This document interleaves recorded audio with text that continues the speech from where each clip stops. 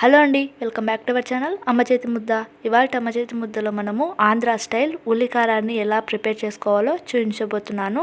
So ప్రొసీజర్లోకి అయితే మనం వెళ్ళిపోయే ముందు మన ఛానల్ కనుక ఎవరైనా ఫస్ట్ టైం వాచ్ చేస్తున్నట్లయితే ప్లీజ్ కింద కనిపిస్తున్న రెడ్ కలర్ సబ్స్క్రైబ్ బటన్ని క్లిక్ చేసి పక్కనే ఉన్న బెల్ ఐకాన్ని కూడా ట్యాప్ చేసేసేయండి. ఇందులో ఫస్ట్ మనం ఇంగ్రీడియంట్స్ వచ్చేసి ఉల్లిపాయలని తీసుకోవాలి. ఉల్లిపాయలు అలానే మనము ఈ కోకోనట్ ఉంది కదా, డ్రై కోకోనట్, సో దాన్ని ఈ విధంగా మనము పీసెస్గా కట్ చేసి పెట్టుకోవాలి. ఈ విధంగా కట్ చేసుకుంటే మనము మిక్సీకి వేసేటప్పుడు ఈజీగా అవి గ్రైండ్ అయిపోతాయి, లేకపోతే మనము గ్రైండ్ అవ్వవు అనమాట. సో వీటిని అయితే ఫస్ట్ మనము గ్రైండ్ చేసుకుంటున్నాము. ఇక్కడ వచ్చేసి ఆనియన్స్ని కూడా తీసుకుంటున్నాము. ఈ ఉల్లి కారానికి మనకు మెయిన్ ఇంగ్రీడియంట్ ఆనియనే కాబట్టి క్వాంటిటీ కూడా మనకు ఎక్కువగానే ఉండాలి. సో ఇప్పుడు చూసారు కదా, నేను చూపిస్తున్నాను మీకు. ఆ విధంగా కట్ చేసి ఈ విధంగా పౌడర్ చేసుకుంటే ఎంత బాగా వచ్చిందో. సో ఈ ట్రిక్ అన్నమాట, మీరు కంపల్సరీ యూజ్ చేయండి, ఓకేనా? ఈ విధంగా.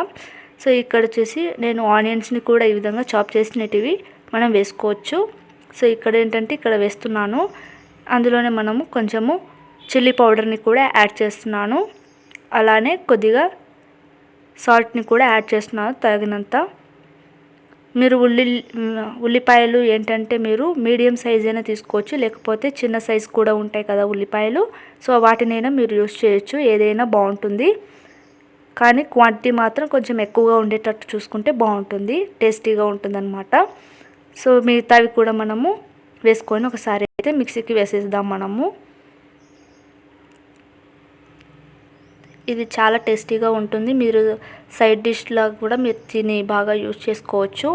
రైస్ చేసుకున్నప్పుడు ఏవైనా చేసుకోవాలనుకుంటే ఇది ట్రై చేయండి, చాలా టేస్టీగా ఉంటుంది.